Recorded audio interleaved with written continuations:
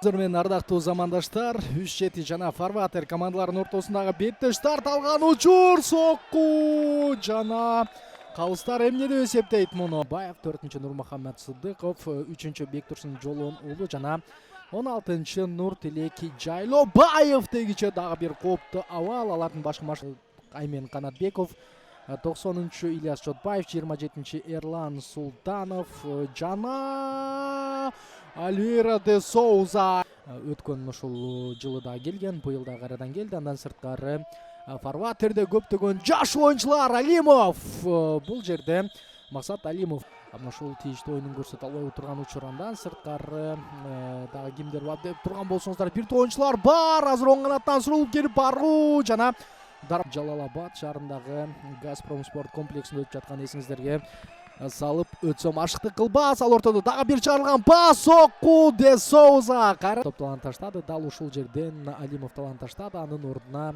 бразилиялык оюнчу чыкты дегиче сокку дарбазанын сыртын бар. Ал ортодо кайрадан кара түстөгү Кара суунун командасы өзүнүн жүрүшүнө өтүп алыстан сокку.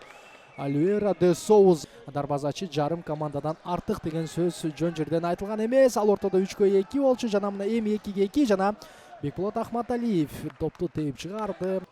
Топту бир аз кармап, көзөмөлдү жүргүзүп, ийгилик жаратууга ашыгат. Топту жоготту жана кайрадан келип алууга Итало Альвира дос Сантос жетишти дегиче гол. Эсеп 1-0.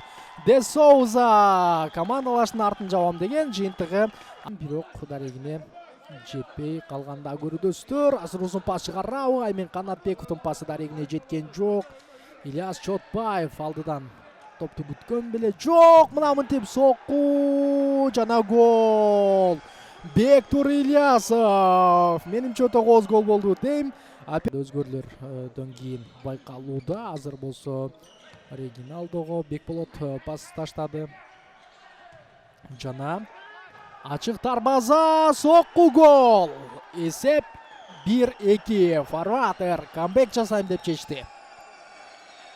Албетте мына мынтип алардын оюнду өздөрү каалаган ыргакта жүргүзө албай турганына дагы тоскоолдук жаратат болуш керек. Азыр 9-дукту көздөй сол бут менен чимирилте Бруно жылуу керек экенин көрсөтмө берди жана мына мынтип Орозовдун убакытты эсептөөсү жамы кооптуу чындыгында, бирок анткени көпчүлүгү эле командалардын ошол жарым сезондон кийин трансфердик терезеден кийин командаларын алмаштырган. Алимов жана Де Соуза дал ушундай кыйынчылыксыз топту токтоткон. Көрөлү, ал ортодо дагы бир топту жоготту жана сокку жакынкы бурчка.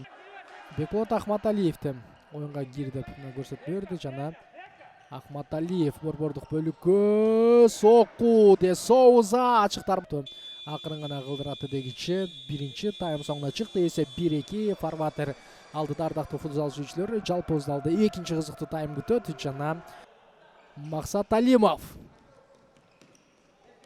бир оюнчуну экөөнү жазгырды. Сокку Альвира де Соуза кайрадан эле биринчи таймда кандай мыкты оюнду көрсөткөн болсо, экинчи таймда деле ал өз темпинен жазган жок. Азыр дарбазанын үстүнкү тирегишине андан ары Василий Луценко Кыргызстанда 7 жыл жүргөндө эле азыр көрөрмандар коркпо деген көрсөтмө берип атат. Менимче түшүнбөйт болуш керек.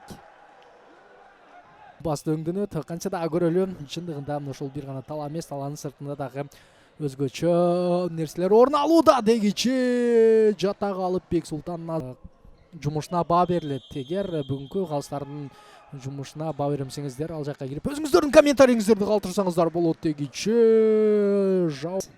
Бекболот Ахматалиевди күтүүдө. Ахматалиевна кирип келди. Алыстан дагы бир кубаттуу сокку жана чыгышы менен чабуулдарын жасап көрөт. Уланбек Байгазы уулу дагы мыктылардын бири. Сокку алыстан жолдонду. Де Соуза туура кайрылуу жасады, өңдөнөт. Канча дагы көрөлү. Бекболот Ахматалиев кайрадан дагы бир сокку жана бул ирет Салимбаев Региналдого, Василий Луценко борбордук бөлүктөн жана албетте сокку орун алды. Алар эгерде шашпай турган болсо, анда Юлдашбай Салимбаев топто.